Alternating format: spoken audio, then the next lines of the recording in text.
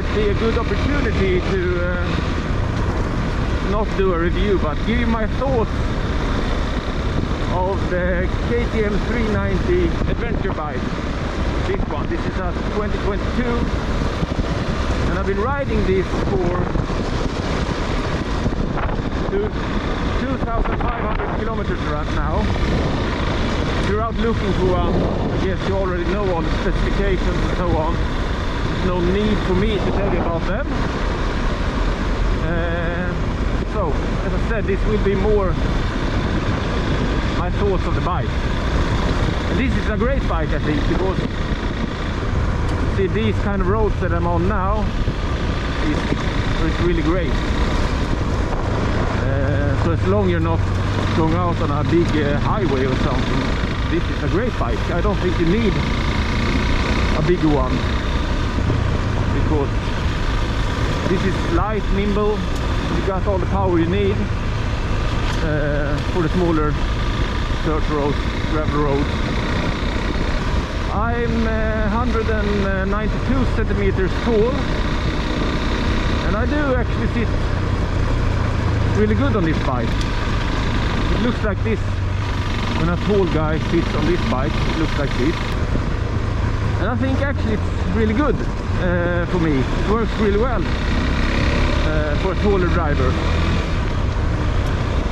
The only thing I would prefer, and there are a lot of aftermarket parts for this, is another seat, because this seat, the original one, leans a bit forward, and I don't like that. And also I would like to have it a little bit higher, because I have long legs.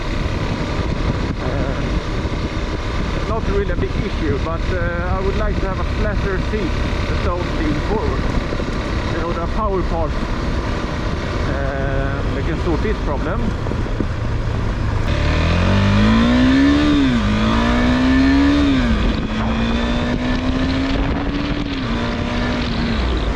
This bike is great on these type of roads. The tires that comes on this bike from the factory is the TKC 70 tires, and I must say, they're really good. They're good for these types of roads, and they work really well on asphalt also. And they seem to last long also. The bike is really stable. You don't have a lot of vibrations.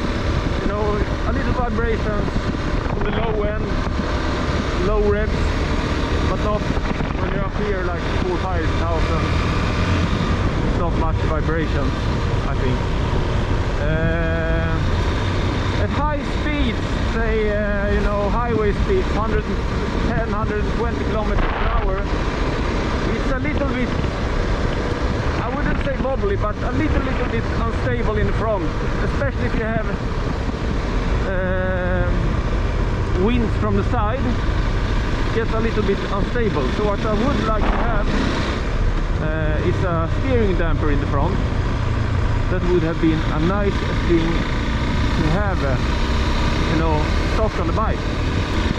Otherwise, this bike is all stock. The only thing I've done is that I put in this wireless charging smartphone holder, so I can use it for as a GPS. Because all of this bike has KTM My Ride, so I can hook up my phone with Bluetooth and through a app get navigation. But this app, I think, costs quite a lot of money. You have to pay each month for it,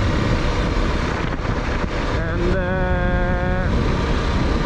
as far as I've read about it, it's not very good. You know, you get pictograms on the display, you know, right, left, straight forward and so on. But as far as I can read, not that many that said anything good about it. So that's why I choose to buy this smartphone holder and just use Google Maps. It works very well. So you have the windscreen here that you can put in 2 different positions, and you can also buy higher windscreen. I have mine in the lower position, because if I have it in the higher position, then I get all the air straight in my face. Now I get it in my chest with the windscreen in the lower position. So being as tall as I am, I probably should have a higher windscreen to get it above my head. But I think the high ones are so ugly, so I can live with it. And you know, often I just go on these roads. You know, I've been riding, as I said, 2,500 kilometers, and it's been mainly on these type of roads.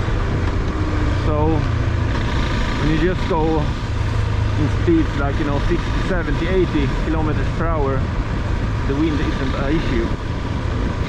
About the quality of the bike, I think it seems decently okay, especially for the price. But one thing that confuses me is because, you know, you who've been riding KTMs before, the older ones, know they have some problems with getting moisture in the speedo. They still have this very problem. Look here, got some moisture here on the inside. It will go away too, but it comes on the inside of the dash here. I mean, this is a problem they've had for several of years, and I figure they have managed to fix this problem, but obviously they haven't.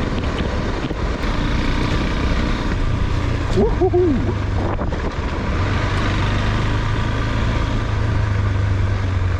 So I think the main feature of a bike like this is to get out on these kind of roads that you wouldn't go on otherwise.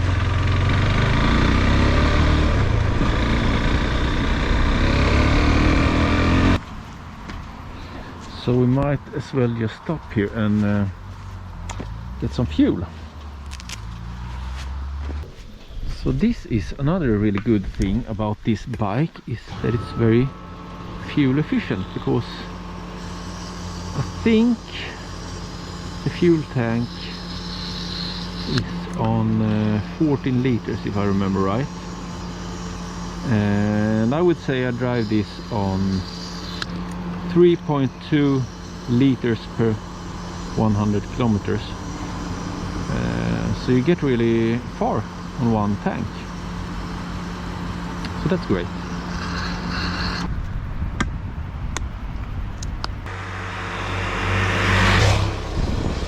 Another thing that I like is that you have these knobs here, so that you can change the settings of the shock, you know, the rebound and damping of the shock. I think that's a really nice little gadget, it makes it really easy.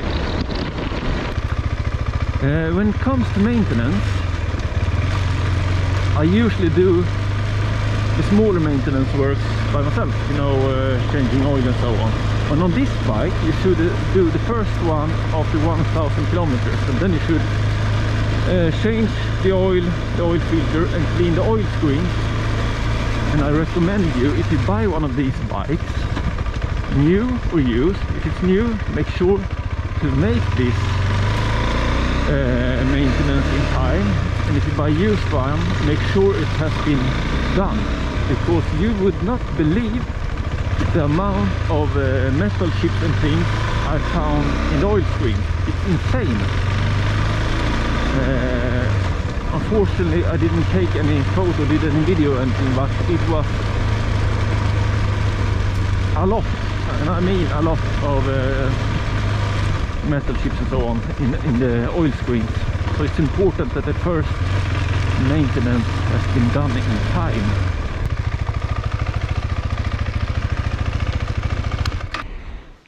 So there we have my thoughts of the KTM 390 Adventure 2022. A good bike, feels solid, and I think it works for touring also. If you're not going out on the highways and so on, but where's the fun in that? and it's not great with a passenger, a fully grown passenger. It's too small for that, but it works with a child, I think. With a full grown person, it gets too heavy in the back.